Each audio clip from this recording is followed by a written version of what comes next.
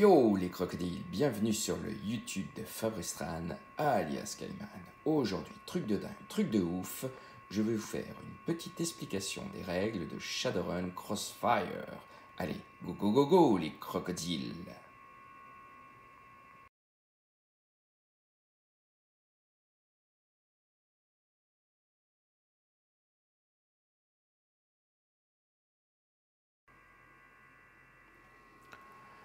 Donc, nous allons voir ensemble ce petit jeu Shadowrun Crossfire. Donc on peut dire que c'est un peu un rétro gaming pour moi, car c'est un jeu qui date un peu. Il n'est pas sorti, c'est aujourd'hui. Je n'ai pas la date exacte, mais bon, il a une bonne paire d'années. Malheureusement, c'est un jeu qu'on ne va plus trouver en commerce, mais on le trouve assez facilement d'occasion, et heureusement, en plus, enfin, j'ai eu de la chance de le trouver à un prix vraiment pas cher, et on le trouve vraiment pas cher. Moi, je l'ai payé 10 euros, il me semble, et je crois qu'on le trouve facilement entre 10 et 20 euros d'occasion. Par contre, il y a eu des extensions sur ce jeu, et là, elles sont totalement introuvables, malheureusement. Par contre, on arrive facilement à trouver les règles des extensions, voilà, en téléchargement libre sur Internet, car en fait, sur une des extensions, il va y avoir un moyen en fait de faciliter le jeu, parce que bon, bah, je vais pas vous cacher, le jeu est vraiment très très difficile. Donc c'est un jeu coopératif qui peut se jouer soit en solo seul jusqu'à 4 personnages. Même si on joue seul, on va jouer au moins 2 personnages, et idéalement, même si on joue seul, c'est bien d'en jouer 3. Plus on va jouer de personnages, plus ça sera facile. Enfin, facile, c'est un bien grand mot, mais ça, on aura plus de facilité à pouvoir affronter les obstacles qui vont nous faire face. Donc sur ce jeu, nous allons avoir déjà dans un premier temps plusieurs rôles qui vont nous être proposés. Voilà, là j'en ai posé 2 sur la table, elfe et troll, mais bon, vous allez avoir des humains également, des orques. Voilà. Et après, donc vous avez des fiches, en fait ce qui va changer sur les fiches, c'est les illustrations, parce qu'en termes de caractéristiques, ça va être exactement les mêmes en fait. Ça ne va pas changer. C'est vraiment en termes d'illustration que ça va changer. D'ailleurs, en parlant d'illustration, je trouve que toutes les illustrations du jeu sont vraiment très très belles. Là-dessus, ils ne se sont pas plantés. C'est vraiment quelque chose de très très bien, de superbe, quoi. Parce que, bon, pour ceux qui ne connaissent pas l'univers de Shadowrun, Shadowrun à la base, c'est un jeu de rôle. Il y a eu aussi énormément de romans. C'est un jeu de rôle qui date des années 90. Et ce qui est marrant, c'est que ça parle un peu d'un univers futuriste à la cyberpunk. Et je trouve que déjà dans les années 90, ils avaient une bonne vision du futur. Et justement, je trouve que ce qui est très agréable dans ce jeu, c'est ça. Voilà, là, vous allez avoir un livre, un petit livre sur l'univers. Et regardez, mine de rien, le livre fait 24 pages. Donc c'est super rare, je trouve, dans un jeu de société, d'avoir un livre comme ça qui va vous décrire l'univers. En général, vous avez une page grand maximum et on est super content, et la plupart du temps, tu as une ligne ou un petit paragraphe qui va te décrire rapidement l'univers. C'est ce que je trouve qui est très dommage. Ici, on va voir le livre de règles, qui est très bien expliqué. Ce qui est marrant, c'est qu'au départ, ils font une mise en place pour jouer rapidement au jeu, et au final, la mise en place de départ est exactement la même que dans les règles avancées. Donc peut-être qu'ils auraient pu économiser des pages là-dessus, mais bon, voilà. C'est déjà bien de le faire. Donc là, par exemple, en présentation, j'ai un troll ici, et j'ai mis un elfe. sur la fiche de personnage, tout simplement, on va avoir ses points de vie qui vont être affichés, avec son maximum qui va être entouré en vert. Voilà, on peut mettre le pion sur son maximum. Il y a un pion aussi qui nous permet de mettre sur le maximum, car plus tard, on peut gagner des compétences qui nous permettront de dépasser le maximum de points de vie. Ici, nous allons avoir un état choqué. L'état choqué, en fait, tout simplement, quand notre personnage va prendre des dommages, à un moment, il va arriver à un état choqué. Admettons, tout simplement, il prend 2 points de dommage, il est là, 1, 2, il en reprend 3, 1, 2, 3, plus tard, il en reprend 4, et en fait, il va s'arrêter au choqué. Il ne va pas aller plus loin. Donc ça, c'est le truc qu'il faut savoir. Et pareil, une fois qu'il est choqué, s'il reprend encore des dommages, hop, il arrivera en coup critique. Et là, malheureusement, coup critique, c'est la fin de partie pour tout le monde. Si on joue à plusieurs joueurs ou seul, malheureusement, c'est la défaite. À partir de là, on va regarder les conditions de victoire ou de défaite. Bon, là, c'est la défaite, mais s'il y a d'autres joueurs qui finissent leur tour, qui ne sont pas dans un état critique, ça veut dire que les Shadowrunners vont pouvoir réussir à s'enfuir avec leur personnage blessé et ne perdront pas la totalité des points d'expérience qu'ils vont gagner. Et oui, points d'expérience, car dans ce jeu, on va gagner des points d'expérience à fur et à mesure qu'on va faire des parties, et ça va nous permettre de gagner des compétences que nous allons pouvoir placer sur cet emplacement. Et là, en fait, avec le jeu, on a des fiches comme ça, qui nous sont fournies avec des autocollants. Et chaque autocollant va avoir un coût en points par rapport aux expériences, aux points d'expérience qu'on va gagner, et on va pouvoir les coller là. Alors moi, honnêtement, j'aime pas coller des stickers sur mes fiches de personnages parce que malheureusement, c'est foutu après, hein. Donc c'est pour ça qu'il y a des personnages en double, parce qu'ils se sont dit que une fois que tu as collé, c'est fini. Alors moi, tout simplement, ce que j'ai fait, je vais vous montrer. Voilà, j'ai photocopié les fiches, tout simplement. Je les ai plastifiées, voilà, avec une plastifieuse. Et j'ai découpé, et tout simplement, quand je vais jouer, hop, quand je vais gagner une compétence, tout simplement que je vais avoir assez de points d'expérience pour acheter une compétence, je vais la poser, et voilà, ça fait très bien le boulot. Et au moins, j'aurais pas à coller de stickers sur ma fiche. Une plastifieuse, franchement, ça coûte maintenant, je crois, 10 €. Et les feuilles à plastifier, j'ai dû payer 2 € les 20 feuilles. Donc voilà, le prix est plus que raisonnable. Donc voilà, j'ai procédé comme ça pour ce qui est de l'expérience de mes personnages. Ici, donc, est affiché le nombre de points de vie maximum, voilà, de chaque personnage, tout simplement. Ici, ça va être le nombre de cartes que va tirer notre personnage en début de partie. Et ici, c'est le nombre de nuyen, la monnaie est le nuyen, et le nombre de monnaies que va posséder notre personnage en début de partie. Donc lui, il en possède 2. Il y a des nuyen à 5 et des nuyen à 1 dans le jeu. Voilà. Et donc, tout simplement aussi, notre personnage, on va lui choisir un rôle. Je vais vous montrer. En début de partie, chaque personnage va choisir un rôle. Il y a le Decker, qui est l'équivalent du pirate informatique. Il y a le mage, ouais, c'est un monde cyberpunk où il y a des mages, des trolls, des elfes, des nains, des humains, enfin un peu de tout. C'est assez sympa. Vous verrez, l'univers est vraiment dingue. Je vous encourage à regarder des vidéos sur l'univers. Le Face, c'est un peu le personnage qui a tous les contacts dans l'univers de Shadowrun. C'est lui qui va vous amener des informations et du coup, en jeu, c'est un peu le personnage de soutien. Et nous allons avoir le Samouraï des rues qui, comme son nom l'indique, va être un peu le cogneur de notre équipe. Alors, par contre, si je joue à 2 personnages comme ça, là, chaque personnage va devoir prendre 2 affiliations. Voilà, je vais vous expliquer pourquoi plus tard.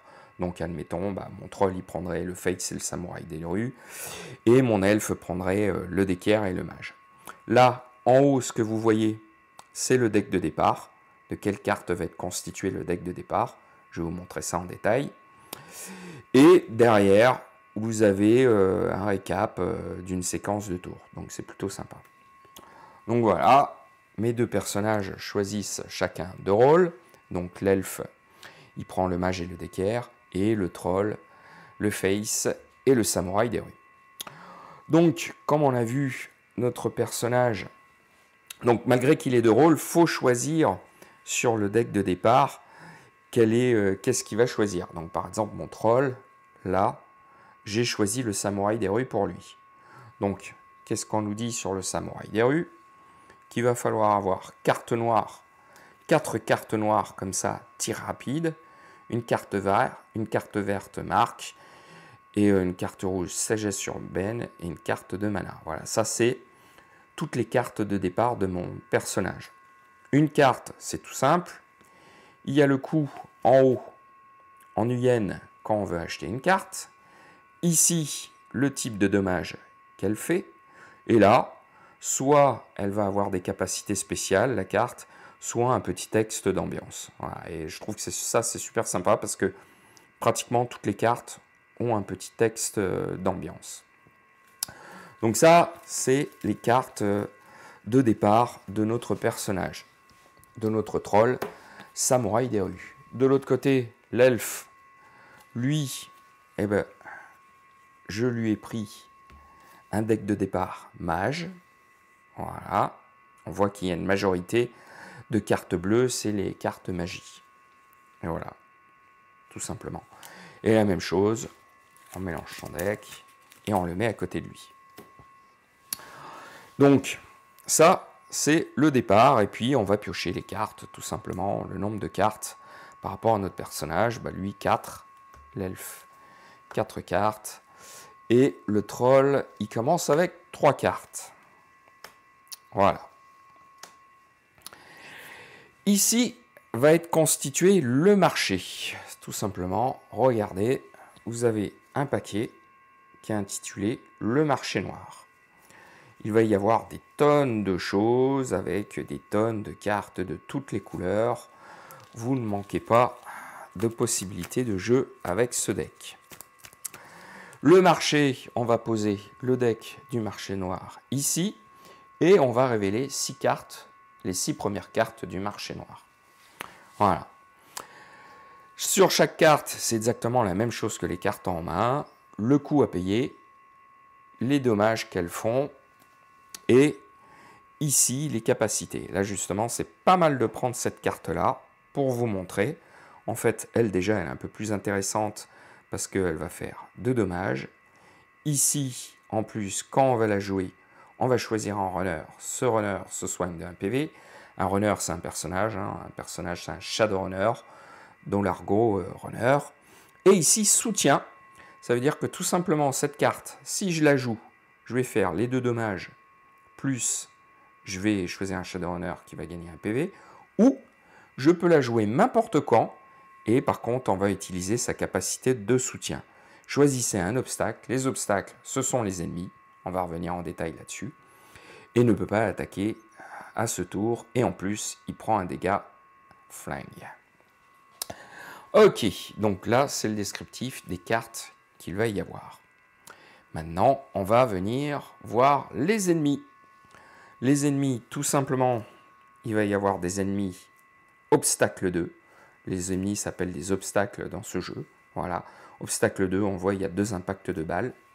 Et il va y avoir des ennemis obstacle 1, tout simplement, sur leur carte, il va y avoir un impact de balles. En fonction du scénario, vous allez mettre un nombre d'ennemis correspondant devant les personnages. Donc là, admettons par exemple, on va tirer au hasard les 2 premiers, on va les mettre devant les personnages. Voilà. Alors un truc qu'il faut voir, pour vous donner une idée de la rejouabilité. Là, je vous montre le deck. Tous les ennemis, chaque carte est complètement différente.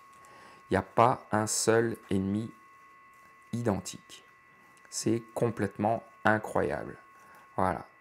La variété des ennemis est complètement dingue. Ça, je trouve ça génial. Voilà, vous voyez, ça c'est top. Hein. Vous voyez le nombre d'ennemis qu'il y a, c'est dingue. Hein. Surtout que dans une partie, je sais pas, en moyenne, vous allez peut-être en sortir 10-15.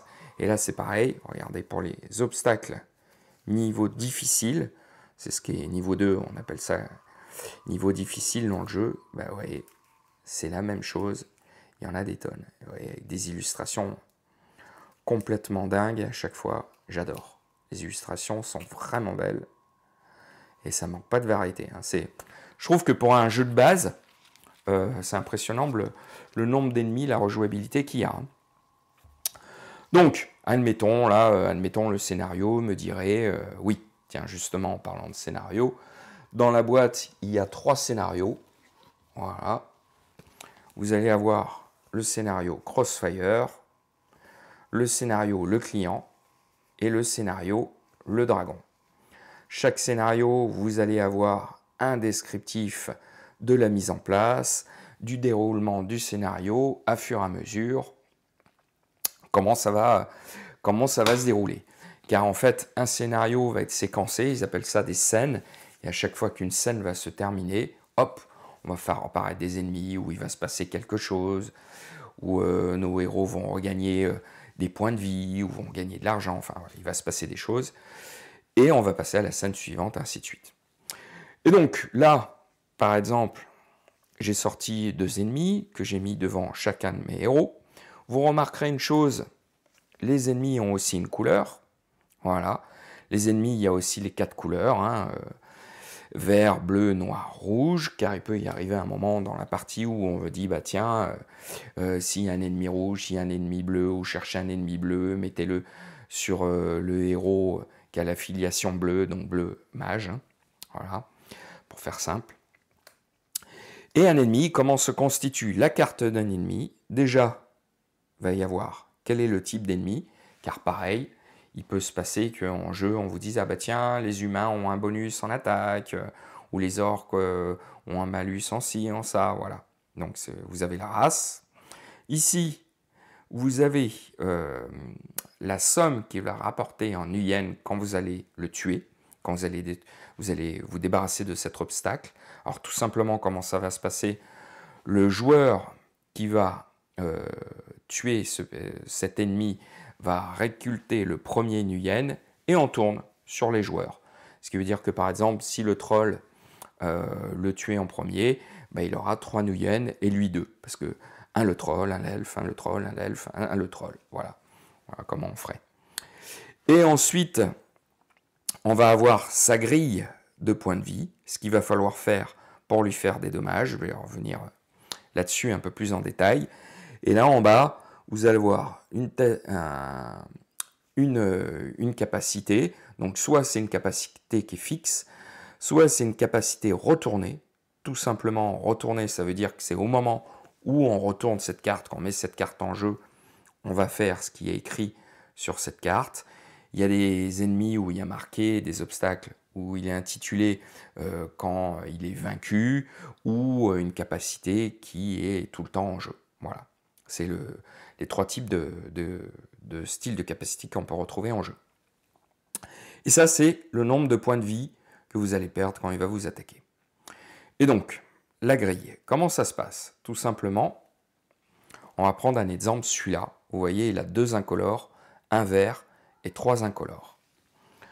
Tout simplement, admettons, mon elfe commence à jouer. Il va falloir lui mettre 2 incolores pour pouvoir blesser sa première ligne de dommage. D'accord? Alors, je vais sortir. Là, on voit les incolores, ça correspond à n'importe quelle couleur. Ou alors, s'il y a un intitulé incolore, comme par exemple cette carte, là, on voit qu'il y a l'intitulé incolore. Donc, ça marche. Donc, je vais prendre le petit pion dommage pour vous montrer. Voilà. On voit que, par exemple, mon elfe, admettons, il serait le premier joueur, il commence à jouer. Ben, on voit qu'il faut 2 incolores d'abord pour le blesser. Ben, je vais dire, ben voilà, je vais jouer ces 2 cartes. Ça va me faire sa première ligne de dommage. Hop. Donc on va mettre ce petit curseur dessus. pour dire en fait que j'ai fait la première ligne de dommage. Ensuite, on voit que pour atteindre sa deuxième ligne de dommage, il va falloir un dommage vert. Et bien, ça tombe bien, mon elfe a une carte d'un dommage vert et il n'en faut qu'un. Donc, hop, je vais là, j'ai mis le vert. Malheureusement, on voit qu'en main, il me reste plus que celui-là, la carte tir rapide, et je ne peux pas l'utiliser parce que il me faudrait 3 incolores pour finir et me débarrasser de cet ennemi. On ne peut pas poser une carte et dire bah, plus tard, on va venir compléter les dommages. Non, soit on a le bon chiffre, soit c'est mort. Par contre, je peux très bien donc mettre mes cartes, admettons j'ai mes cartes de départ, je les répartis comme je veux en fait. Je peux très bien, j'ai pu jouer sur celui-là, mais j'aurais pu jouer pardon, sur l'obstacle qui est face à mon troll également. Je choisis où je répartis mes cartes. Donc là, ce n'était pas possible malheureusement parce qu'il en faut 5 sur celui-là. Donc là, c'est une pure catastrophe. Donc voilà comment se passent tout simplement les dommages sur les ennemis. Maintenant, comment se passe un tour? Tout simplement, au début, nous allons avoir un petit deck comme ça, qui est un deck d'événements. Et là, on va voir, il y en a un. Il y a une tonne de cartes d'événements. On commence le tour par le premier joueur. On va tirer notre carte événement. Voilà. On va lire ce qu'il y a écrit dessus. Par exemple, celle-là, renfort, défausser chaque obstacle, donc au moins un niveau a été franchi, et retourner une carte du deck obstacle normal pour le remplacer. Voilà. Et ici, il y a marqué 3+. Ce qui veut dire que à chaque fois qu'une carte va faire le tour, que tous les joueurs auront joué, la carte événement va être défaussée. Et si dans la défausse, il y a autant de cartes que le chiffre qui est inscrit là, on va en plus actionner la capacité qui est inscrite ici, tout simplement. Et je vais vous montrer, donc il y a sur les cartes événements tout style de chiffres, et vous allez avoir des signes comme ça, ce qui veut dire que c'est actif tout le temps. Voilà. Voilà le type d'événement qu'on va tirer. Donc on va commencer le tour, on va tirer la carte événement. Ensuite, le premier personnage va jouer, comme je vous ai montré dans mon exemple. Il commence, il fait des dommages sur un obstacle. Par la suite, une fois qu'il a joué toutes ces cartes, qu'il a défaussé les cartes qu'il a jouées, donc là on avait dit, il a défaussé 2 cartes pour faire la première ligne de dommage et une carte pour faire le vert. Il va piocher des cartes, il va en piocher 2. Chaque tour, il va piocher 2 cartes. Donc, il pioche ces 2 cartes. Et une fois qu'il a pioché ces 2 cartes, il peut utiliser son argent pour acheter des cartes qui sont dans le marché. Là, admettons, donc il a 4 pièces, 4 nuyennes. Alors, il pourra acheter celle-ci, celle-ci, celle-ci. Allez, admettons, il achète celle-là pour 3 nuyennes. Il achète négociation et il la met directement dans sa main. Voilà. Donc, il va avoir une main de 4 cartes. C'est ce qui est intéressant. Dès qu'on achète une carte, on la met en main. On ne la met pas dans la défausse. C'est vraiment intéressant. Oui, les cartes qu'on a jouées, hein, on les met dans la défausse, et quand on n'a plus de cartes dans son deck de pioche, hop, on remélange les cartes avec sa défausse. Et voilà, tout simplement. Ici, on a acheté une carte, immédiatement, on la remplace. Ce qui veut dire que si j'avais encore des sous, je pourrais acheter d'autres cartes, et tant que j'ai des sous, j'achète, et je remets des cartes. D'accord ? Une fois qu'on a fait ça, qu'on a fait ces achats, notre tour est fini et on passe au joueur suivant. Oui, j'ai oublié, évidemment, dans la séquence, d'abord je joue mes cartes, le méchant m'attaque, donc il me met 1. Voilà, je passe à 3. Je pioche mes cartes et j'achète mes cartes. Voilà, tout simplement, hein, comme je dis, je joue mes cartes, je me fais attaquer par l'obstacle, je pioche des cartes et j'achète des cartes si j'ai suffisamment de nuyennes pour le faire. Et après, on passe au joueur suivant. Et ainsi de suite jusqu'à la fin de la scène. Et on enchaîne après une nouvelle scène ou jusqu'à la fin quand on a gagné. Qu'est-ce qui se passe quand on arrive surchoqué? Si à un moment ou un autre on est suffisamment blessé, on arrive surchoqué. On va défausser toute notre main. Voilà. On va mélanger avec notre pioche. Voilà, tout simplement. Ah, je vous mets une carte. Et à partir de... Et on va piocher une carte. Voilà, seulement. Et tant qu'on reste choqué, à notre tour, quand ça sera à nous de piocher, on ne piochera malheureusement qu'une carte. Donc c'est pas bon parce qu'on arrive choqué, on se débarrasse de notre main. Et en plus, on ne pioche qu'une carte. Voilà. Vous voyez là, les obstacles font 1 dégât. Il y a des obstacles qui font 2 dégâts. Donc quand vous avez des obstacles qui font 2 dégâts, que tu as un personnage qui a seulement 4 points de vie, bah, en 2 tours, c'est presque la fin de la partie. Voilà en gros comment se joue ce Shadowrun Crossfire.